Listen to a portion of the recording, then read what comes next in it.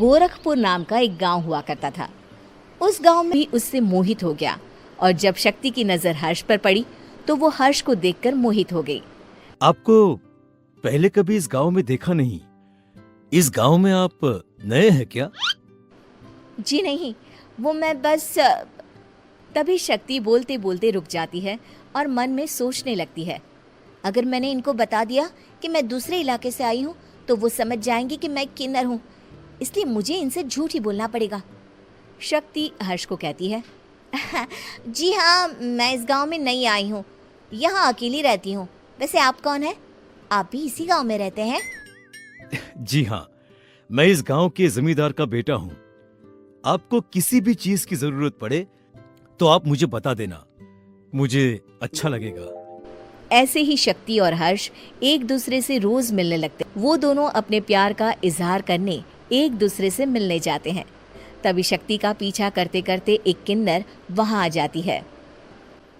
शक्ति, मैं तुमसे बहुत प्यार करता हूँ। मैं तुमसे शादी करना चाहता हूँ। क्या तुम मुझसे शादी करोगी?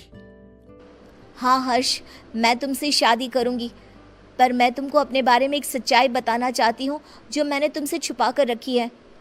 तभी उनके बीच में ही वो किन्नर आ जाती है। शक्ति, तेरी हिम्मत कैसे हुई ऐसा करने की? वो किन्नर शक्ति को खींचकर गांव के जमींदार के पास ले जाती है। हर्ष भी वहां शक्ति को बचाने के लिए पहुंच जाता है।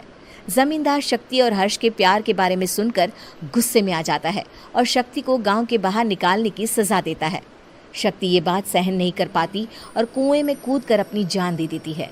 जमींदार हर्ष की शादी गांव की एक लड़की से करवा देता है, पर हर्ष इस शादी से खुश नहीं होता। शक्ति अपना बदला लेने के लिए मरने के बाद किन्नर चुड़ैल बन जाती है। अब मैं इन गांव वालों को नहीं छोड़ूंगी, अब इनसे मैं अपने प्यार का बदला लूंगी। किन्नर चुड़ैल गांव वालों को परेशान करना शुरू कर देती है। एक बार वो रात को गांव के खेतों में पहुंच जाती है और वहां आग लगा देती है। सारी फसल जल के राख हो जाती है। जब एक आदमी रात को उठकर देखता है कि खेत में आग लग गई है तो वो वहां पहुंच जाता है। वो देखता है कि खेतों के बीचों बीच एक किन्नर चुड़ैल खड़ी है और वहां खड़े होकर ताली बजा रही है। गांव वाला किन्नर चुड़ैल को देखकर बेहोश हो जाता है। जब सुबह उस आदमी को होश आता है तो वो सीधा जमींदार के पास जाता है। अरे जमींदार साहब, अरे वो किन्नर चुड़ैल ने मेरी सारी फसल जला दी। अब मैं क्या करूंगा? क्या होगा मेरा?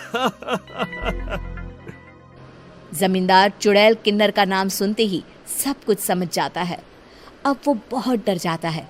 उसी रात को जब जमींदार डर के मारे अपने कमरे में सो नहीं पाता, तभी वहां अचानक से किन्नर चुड़ैल आ जाती है।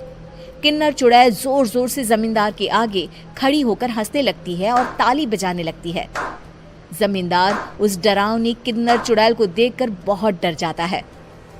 तूने मेरे साथ बहुत बुरा किया, अब मैं तुझे जान से मार दूंगी।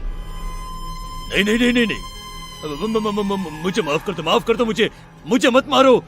मैं कभी ऐसा दोबारा नहीं करूंगा। अब तुम जो बोलोगी वही मैं करूंगा। ठीक है, मैं चाहती हूँ कि किन्नर इलाका गांव के इलाके से जुड़े और गांव का कोई भी आदमी किन्नर समाज से द्वेष ना करे, उससे नफरत ना करे, नहीं तो मैं सारे गांव को मार दूंगी। और तुम गांव में एक नया कानून बनाओ कि अगर किसी ने भी किन्नर समाज को हानि पहुंचाने की कोशिश भी करी या इनसे भेदभाव करने की भी कोशिश करी तो उनको कड़ी से कड़ी सजा मिलेगी। हाँ हाँ हाँ हाँ, मैं ऐसा ही करूंगा। तुम जो बोलोगी वो मैं करूंगा, पर मुझे जाने दो प्लीज। तब वो किन्नर चुड़ैल वहां से चली जाती है। गांव का जमींदार किन्नर चुड़ैल का कहा मानते हुए दोनों इलाकों को एक कर देता है और नया कानून भी लागू कर देता है।